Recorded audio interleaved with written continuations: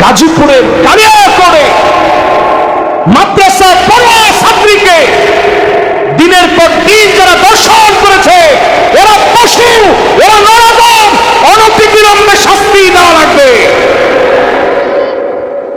ধর্মের দোহাই দিয়ে এ কথা বললে অনেকে বলবে হিন্দু তো, এই জন্য হুজুর জোরে বলছি।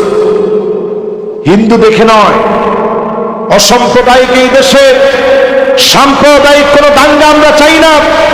ইদানিং আমরা দেখছি কেমন যেন তারা বারবার মুসলমানদেরকে বিভিন্ন বিষয়ে, শান্তিপ্রিয় মুসলমানদেরকে উস্কানি দিচ্ছে।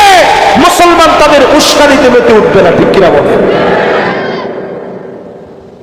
নর্থ সাউথ বিশ্ববিদ্যালয়ে কিছুদিন আগে কোরআন অপমান করছে, পরে কেউ পাগল। তুই যদি পাগলই হস, তোর জায়গা তো পাটনায়, তোর জায়গা নর্থ সাউথে হতে পারে না। এখন আবার দেখেন, হিন্দু কয়েকজন মিলে মুসলিম একটা দেশে আবার মুসলিম নারীদেরকে তারা শ্লীলতাহানি করার পর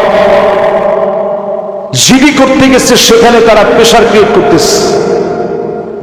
এরপরে কয় তারা নাকি এই দেশের মধ্যে কষ্টে আছে। প্রেশার ক্রিয়েট করার পর আলেম ওলামা মিলে ঐক্যবদ্ধ হয়েছে।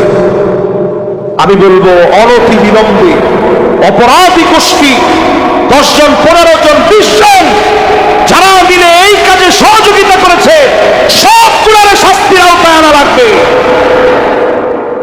প্রিয় ভাইরা আমার, বলছি না, মানুষকে আল্লাহ তাআলা বানাইছে, আকল দিছে, যৌন চাহিদা দিছে। পশুকে আল্লাহ তাআলা বানাইছে, আকল দিয়েছে না, আকল নেই। পশুর আছে যৌন চাহিদা, মানুষের আছে আকল, মানুষের আছে যৌবিক চাহিদা। পশুর আছে যৌবিক চাহিদা, আকল নেই। ফেরেশতাদেরকে আল্লাহ তাআলা বানাইছেন, ফেরেশতাদেরকে আল্লাহ তাআলা আকলও দিছেন, যৌন চাহিদা দেননি। তাহলে মানুষ আল্লাহ কয়টা দিছে? আকল আর পশুরে কয়টা দিছে?